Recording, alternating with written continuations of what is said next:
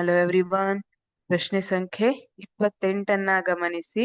1 ಅಂಕದ ಪ್ರಶ್ನೆಯಾಗಿದೆ. ಕೆಳಗಿನವುಗಳಲ್ಲಿ ಜೀನ್ ಅಂದ್ರೆ ವಂಶವಾಹಿಗೆ ಸಂಬಂಧಿಸಿದಂತೆ ಸರಿಯಾದ ಹೇಳಿಕೆಗಳು.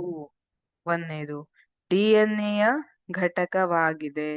2ನೇ ಹೇಳಿಕೆ ಪ್ರೋಟೀನ್ನ ಮಾಹಿತಿಯ ಮೂಲವಾಗಿದೆ. 3ನೇದು ಒಂದೇ ಜೀನ್ ಹಲವಾರು ಪ್ರೋಟೀನ್ಗಳನ್ನು ಸಂಶ್ಲೇಷಿಸುತ್ತದೆ. 4ನೇ ಹೇಳಿಕೆ ಕಿಣ್ವವಾಗಿ ಕಾರ್ಯನಿರ್ವಹಿಸುತ್ತದೆ. ಹಾಗಿದ್ರೆ ಯಾವ್ಯಾವ ಹೇಳಿಕೆಗಳು ಸರಿಯಾಗಿವೆ ಅನ್ನೋದನ್ನ ನೋಡು.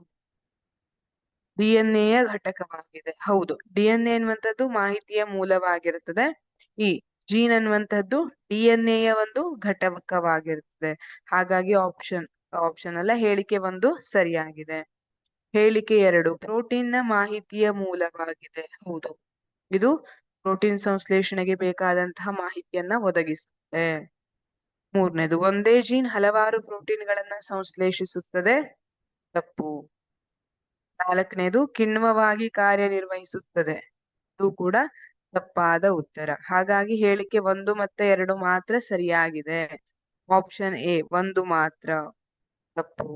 ಆಪ್ಷನ್ ಬಿ 1 ಮತ್ತು 2 ಮಾತ್ರ ಸರಿ. ಆಪ್ಷನ್ ಸಿ 2, 3 ಮತ್ತು 4 ಮಾತ್ರ ತಪ್ಪು.